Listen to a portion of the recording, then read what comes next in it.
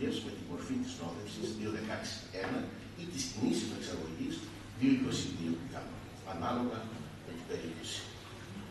Στην δεύτερη ομάδα των εγκλημάτων που εξετάσει ο συγγραφέας, στα υπηρεσιακά 235 επόμενα, οι αναπτύξεις του είναι εύστοχες δογματικά πάντοτε σε στενή σχέση με την νομολογία, διατυπώνοντας, όπως έχω προείπει, τη διαφοροποιημένη άποψη του με τεκμηρίωση. Η δομή είναι σταθερή στη βάση του άρθρου 14, ξεκαθαρίζει τα επιμέρους ένομα αγαθά, διευκρινίζει το υλικό αντικείμενο όπου χρειάζεται, αποσαφηνίζει τη βασική διάκριση ανάμεσα σε γνήσια και μη γνήσια ιδιαίτερα εγκλήματα, με πρακτική σημασία το άρθρο 49 του Ποινικού Κώδικα, καθώς και θέματα συρροής,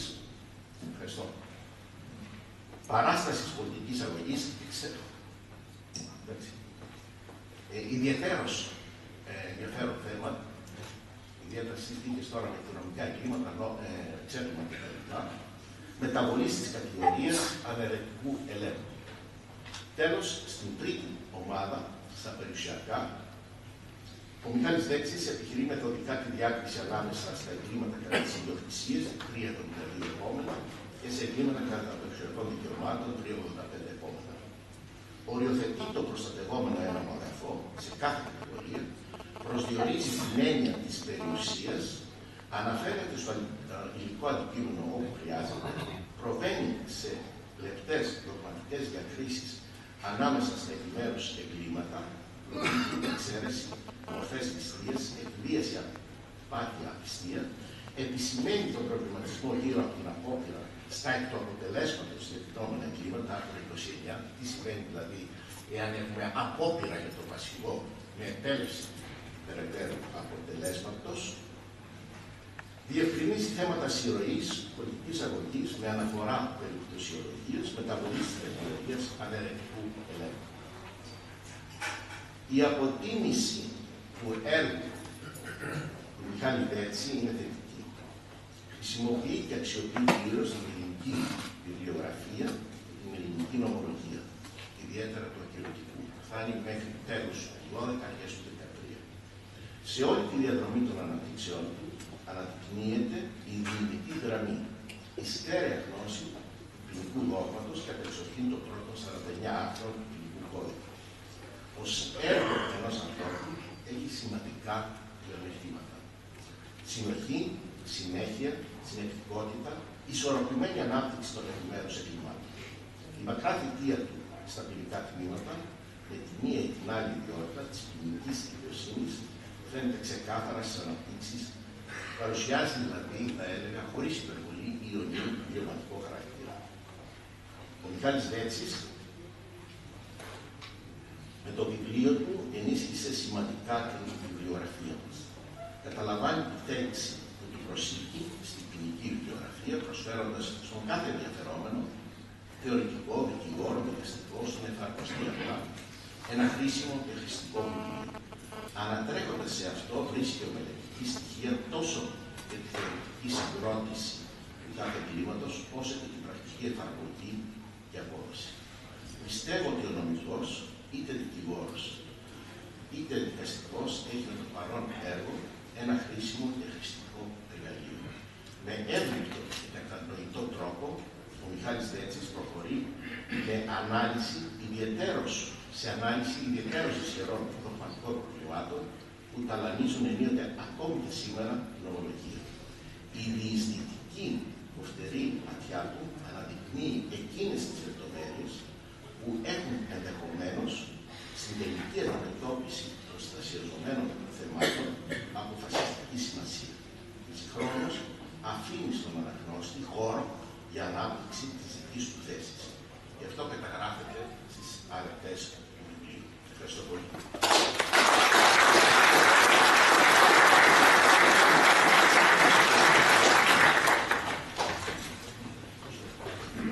Ευχαριστούμε τον κύριο καθηγητή για την περιστατωμένη κριτική προσέγγιση του περιεχομένου του βιβλίου του κ. Δέτσα. Ο επόμενος ομιλητής είναι ο κύριος Παπαϊωάννου Γεώργιος, διακεκριμένος ποινικολόγος και δικηγόρος Παραλίου Πάγου. Ο κ. Παπαϊωάννου έχει το λόγο.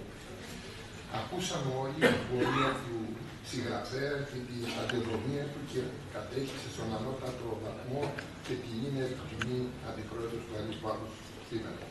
Πρέπει να τονιστεί ευθύς εξ αρχής ότι ο Μιχάλης Δέτσης έχει ιδιαίτερο ενδιαφέρον για το ποινικό δίκαιο και μέσα παρά την απασχόλησή του και σε άλλα καθήκοντα έπρεπε μια ιδιαίτερη αδυναμία η οποία ακριβώς φαίνεται με τη συγγραφή αυτού του βιβλίου.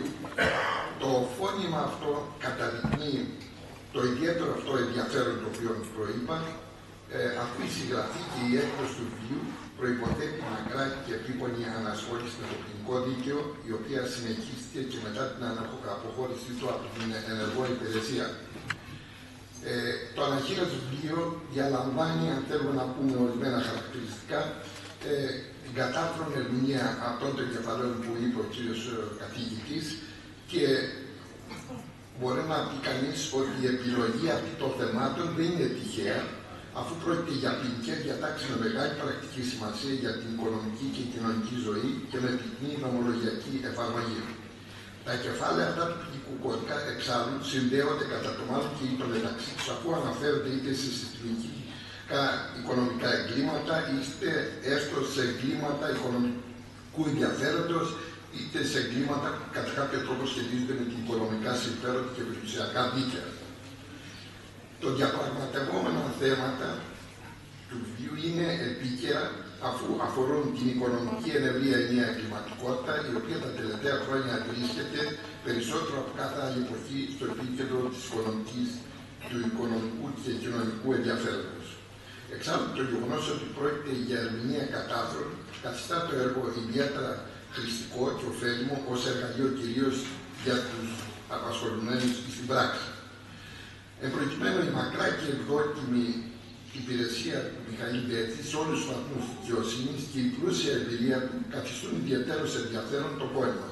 Και τούτο διότι στο έργο αυτό συναντώνται και γονιμοποιούνται αφενός η 40ετής πείρα που απέκτησε ο συγγραφέας της έδρας των ποινικών δικαστηρίων και αφετέρου η θεωρητική κατάρτιση που αυτός διαθέτει σε βαθμό αρτιότητος.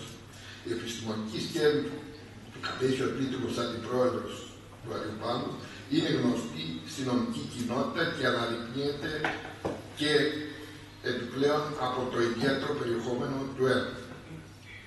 Οι αρετές που χαρακτηρίζουν αυτό το πόημα μπορούν να προσδιοριστούν και να λεχτούν ότι είναι η διεξοδικότητα και η πληρότητα στη διαπραγμάτευση των θεμάτων που ανακύπτει σε κάθε μία από τις ερμηνευόμενες ποινικές διατάξεις.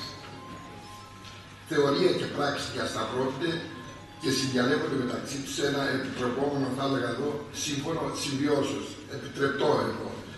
Δεν ξέρω, θα υπάρχουν και αντιρρήσεις για το άλλο σύμφωνο, αλλά εδώ νομίζω ότι κανείς δεν έχει αντίρρηση για αυτό το σύμφωνο. Πρόκειται για έργο που χαρακτηρίζεται από μεθοδικότητα. Η κατάταξη της εισηγής είναι σαφής με την αναμενόμενη σειρά.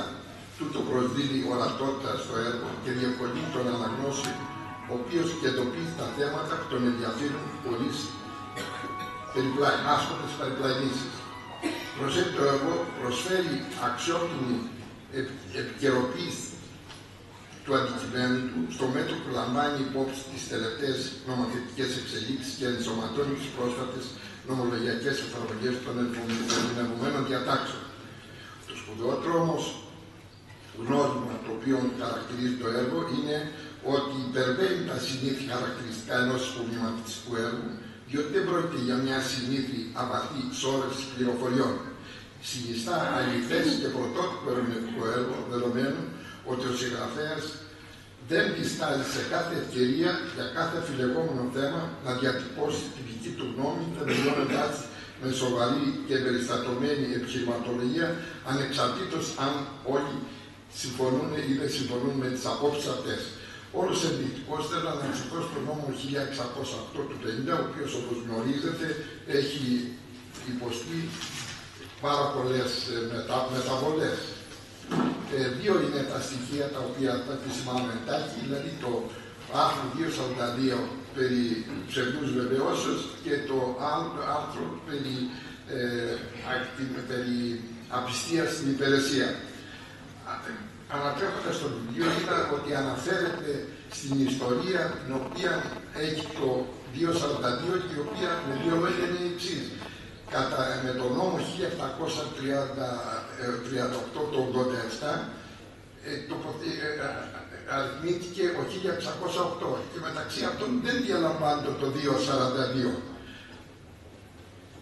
Εγώ τότε συνέβησε και καμιά υπόθεση και πήγα στον Αριοπάγο χαρούμενος να την κερδίσω. Και λέω, κύριε Πρόεδρε, εδώ δεν υπάρχει, δεν προβλέπεται η τιμωρία του 242, τουλάχιστον με το 1608.